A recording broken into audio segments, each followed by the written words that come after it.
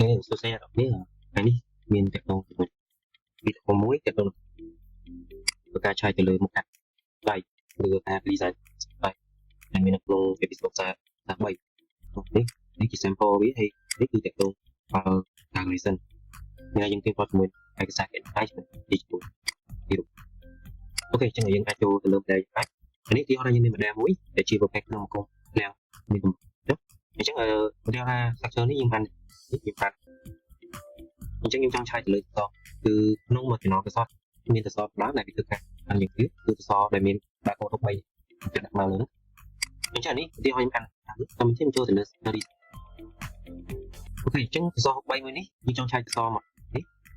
chắc những đặt member verification của cái học bay để những check calculation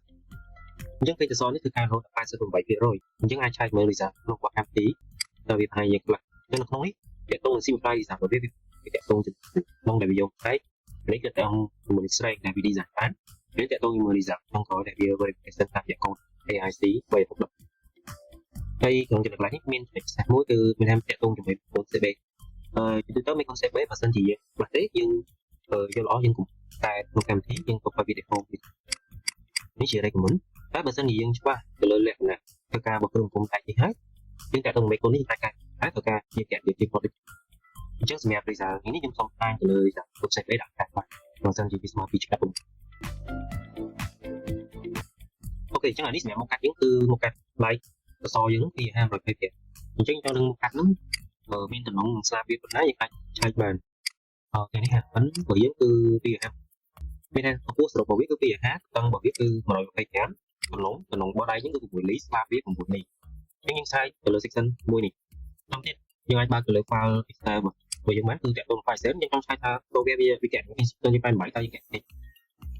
អញ្ចឹងនេះfile Excel របស់យើងតែទីនេះយើង select មកកាត់របស់យើងគឺយើង select មកគឺពី50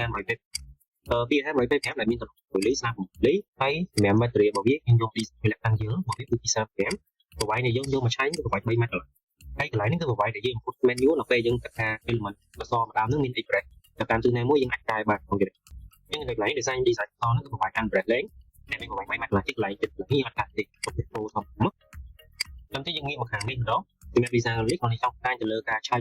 element ហ្នឹងម្ដងរហូតដល់ start effect ដោយសារ file នេះចេះខ្ញុំចាំចង់ក្នុងគោលបំណងអាចគណនា menu ខ្លួនឯងអាចឆែកដល់លក្ខខណ្ឌ scanner ដល់បានអញ្ចឹងបើសិនជាយើងចង់ឆែកតាម analysis ធម្មតាយើងមិនខ្វល់ក្នុងចំណុចនេះទេយើងអូសមកដល់ក្រោមហើយអញ្ចឹងអ្វីយើងត្រូវការ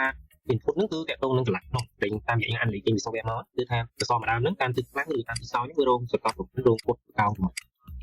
អញ្ចឹងយើងត្រូវមើលឡើងនេះគឺកន្លែង start លេខមកម៉ោង7និង6អញ្ចឹងបើសិនជាក្នុងនេះវាមាន3ប្រភេទទៅលើ paragraph តូតក្នុងការយើងអាចផ្លាស់ប្ដូរក្នុងនេះបានអញ្ចឹងក្នុងបើសិនវាធ្វើការជា single copy យើង select មកគឺវារៀងពុតតែមិនវាពុតកោងតាមពឹសលើនេះទេវាមានដល់ផ្នែកខាងក្រោមតែបើសិនជាវា double មានផ្នែកវាពុតផ្នែក code ខាងមានខាងក្រោមនិងខាងលើនេះវារងមកពុតកោងទាំងពីរតែ copy ហ្នឹងយកអាគឺវាបើយើងដូរកន្លែងនេះវាតកងមេកុន CB ដែលយើងកាត់ផ្លាស់ប្ដូរដែរខាងក្នុងការពីរបបហ្នឹងតាមមេកុន CB វាយកអញ្ចឹងបើសិនយើងអត់ចង់កែកន្លែងនេះទេក្នុង software វាគិត default ស្មើ1បើស្មើ1ក្នុងកន្លែងនេះអាចយក other copy មកអញ្ចឹងកន្លែងនេះ parameter នេះចេញមកស្មើ1នេះយើងអត់ជា concern តែបើយើងចង់ឆែករឿង software បើសិនវាផុតពីទិសបែបនេះក្រងកម្លាំងក្រង combination ណាមួយយើងអាចឆែកបានយើងអាចដូរបានក្នុងនេះ special copy ហ្នឹងហើយកន្លែងនេះក៏យើងដូរក៏ផ្សេងច្រើនដែរតើតងជាមួយ ratio ធ្វើការរបស់គុំដៃតាមអញ្ចឹងកន្លែងនេះយក double ព្រោះយើងចង់ឆែកជាមួយ concept B ហ្នឹងគឺដូចជាមួយ software តែវាកែពីច្រើនអូខេអញ្ចឹងយើងអាចមើលព្រោះយើងក្នុង position ខាងក្នុងនេះ152មួយម៉ោងខាងលើពុត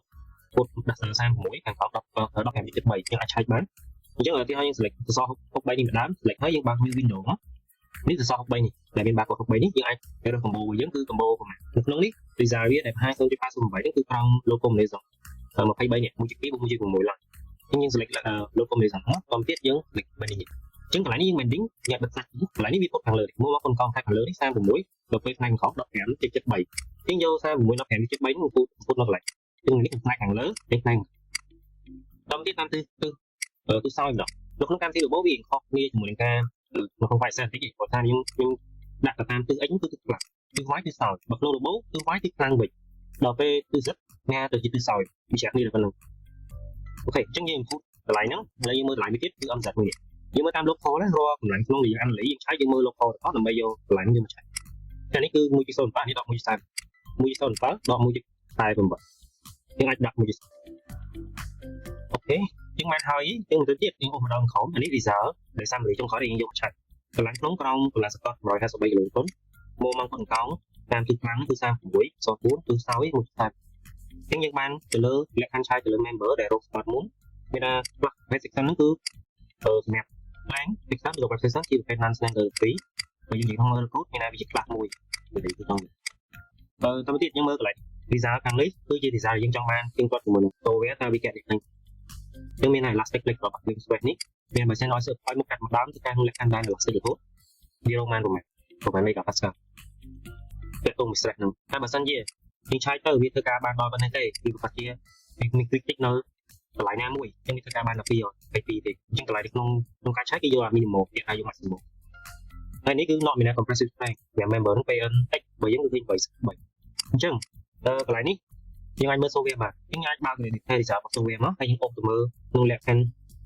parameter របស់ link analysis នេះហើយយើងអាចមើលបានតើចំណុចទាំង3នេះគឺដូចបើយើងអត់ក្នុងការកើទៀតទេយើងផាសវិញមកតែយើងឆែកថាកន្លែងនេះ FX បើយើងគឺខ្លាំងហើយ software FY គឺខ្លាំងគ្នាមកនេះឃើញ1822បើយើងឃើញកន្លែងដូចគ្នាប្រហែលគ្នា1822.2របស់វា1822.84ដល់ក្នុងលក្ខខណ្ឌ critical stress របស់វាគឺ222 software 222ដល់ក្នុងលក្ខខណ្ឌ PNY ឬ PNX វាស្មើ843របស់យើង843អានេះ design យើងឆែកអញ្ចឹងយើងឆែកទាំង3នេះគឺអូខេអត់ទៅជាបញ្ហាគឺដូចគ្នាទេតាមទៀតយើងពោលទៅមើលខោយើងចង់ឃើញ design មួយទៀតគឺតាក់ទងមួយហ្នឹងជាមួយ PNZ មកតែ PNZ គេមិនមែនដែរមាន PNZ